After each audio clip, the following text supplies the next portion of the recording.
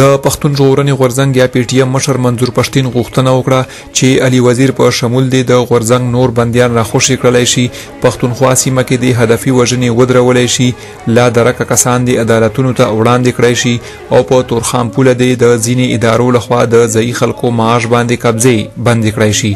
نوموړي په خپله وینا کې غوښتنه وکړه چې په راجګل سیمه کې د ځنګلونو وهلو عمل ودرولی شي او یا د سیمې ته د کوکي خیل کام بې کوره شوي کډوال هم ستانه کړلی شي.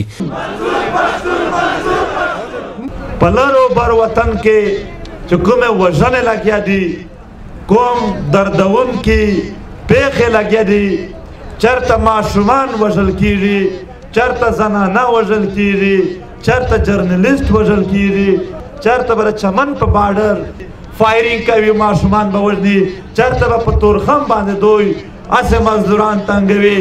دا ټول ظلم جبر دا د نه منلو دی. پښتانه کله هم د دوی سره دا نه مني، نه یې تسلیموي. د پښتون ژغورنې غورځنګ یا پی ټی ایم لخوا د خیبر باړې سیمې د جازو ګراوند کې د اتوار یا یکشنبې په ورځ د ولسي غونډې تابع شوې وه. دغې غونډې ته په زرګونو شمېر کې ځایي او د بهر سیمو نه هم خلک ورغلي وو.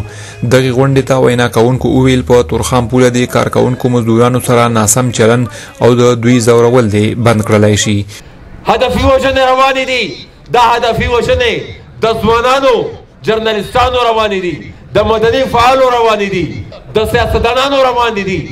په ډېر پری پلان طریقې سره کوشش کوي چې د سوسایټۍ چې کوم کریم دی هغه ټارګټ کړي. ملګرو موږ ورته دا وایو چې د دې غورځنګ حدود نشته. دا غورځنګ به د دې افغان وطن ژغورنه کوي. په وروستیو کې د پښتون ژغورنې غورځنګړو په شمالي وزیرستان، کراچۍ، بنو او نورو سیمو کې د خپلو غوښتنو په حق کې ولسي غونډې کړې وې. د پی ټی ایم مرکزي کمیټې غړي نظیف لالا په شمول میر کلام وزیر عبدالله ننګیال او نور مشرانو هم غونډې ته ویناګانې وکړلې.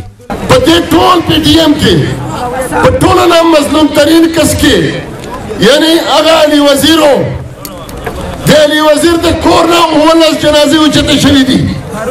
بیا ونیولو، بیا په جیل کې په سیول کپړو کې خلکو ورته وویل چې دې ځل د خلاصون نشته، زموږ سره کرونا هم شته، د زړه اټیک هم شته، موږ به تا په دې طریقه باندې وژنو. تا که علي وزیر ته څه وکړل، په دې پاکستان کې په هر ځای کې اور ولګي. د پاکستانی پوځ د مطبوعاتو اداره یا آی اس پی آر د پی ټی ایم له اړخه لګول شوي تورونه په تیر وختونو کې رد کړي او ویلي دي په پښتونخوا سیمه کې امنیت وضع په ځای کولو لپاره هڅې کوي. فرید شینواری، وایس اف امریکا، ډیوا، پېښور.